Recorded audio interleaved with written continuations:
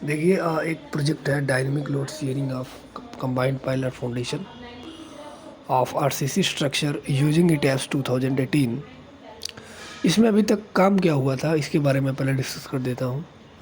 इसमें पहले पाइल जो फाउंडेशन होता है वो क्या होता है, सॉफ्ट सॉइल में यूज किया जाता है। और इस राफ्ट फाउंडेशन क्या होता है, बेसिकली एक वो भी एक तरह के सॉफ्ट फाउंडेशन भी जैसे बेंटोनाइट हुआ, जहाँ पे कंप्रेसिबल होता है जो सॉइल, जिसमें प्लास्टिसिटी पाई जाती है। और बेसिकली माउंट मोरेलोनाइट नाम का एक क्ले मिनरल होता है जो बेंटोनाइट सॉइल में पाई जाती है। ठीक है, अच्छा, वहाँ पे हम लोग एक तरह से पाइल फाउंडेशन देते हैं और राफ्ट फाउंडेशन भी दे देते हैं।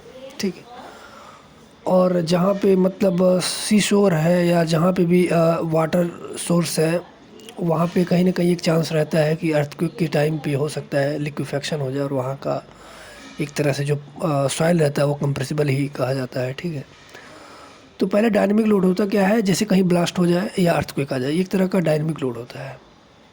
तो अभी तक हुआ क्या था कि कंबाइंड पाइल और फाउंडेशन हमने यूज किया था ये चीज़ इनकाउंटर करने के लिए। इसी चीज़ को मैं अपने तरीके से ये सोचा कि अगर पाइल का डायमीटर बढ़ा दिया जाए तो ये जितनी चीज़ें अभी तक फंस रही थी, या तो हम नंबर ऑफ़ पाइल बढ़ा दें, तो नंबर ऑफ़ पाइल बढ़ाने के लिए जो है एक्स्ट्रा कंक्रीट करेंगे, या पाइल का डायमीटर बढ़ा दें। ये हमारे पास दो ऑप्शन था। इस चीज़ को मैं सोचा कि अगर हम हॉलो पाइल बना दें तो ये काम हो सकता है कहीं ना कहीं।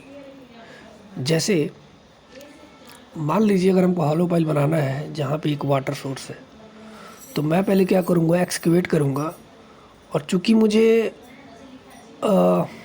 एक अंडर रिम्ड पाइल बनाना है, बेसिकली अंडर रिम्ड पाइल इसलिए बिकॉज अर्थक्वेक के टाइम पे लिक्विफेक्शन होता है, और लिक्विफेक्शन के टाइम पे एक नेगेटिव स्किन फ्रिक्शन इंट्रोड्यूस होता है, जिसकी वजह से जो है एक तरह से पूरी तरह से जो स्ट्रक्चर कोलैप्स कर जाता है और मडी वाटर बाहर आने लगता है।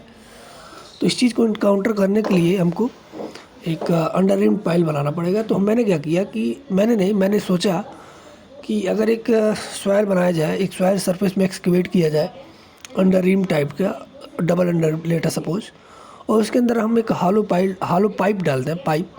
उस पाइप में अगर हम अच्छा सॉइल फिल कर देते हैं, गुड सॉइल, उसको कॉम्पैक्ट कर देते हैं, फिल कर देते हैं, उसके बाद हम उसके चारों साइड से कंक्रीट डाल दें, और कंक्रीट को वाइब्रेट करके, वाइब्रेशन के थ्रू उसका जितना भी एयर कंटेंट वाइड उसको कम करें, रिड्यूस कर दें।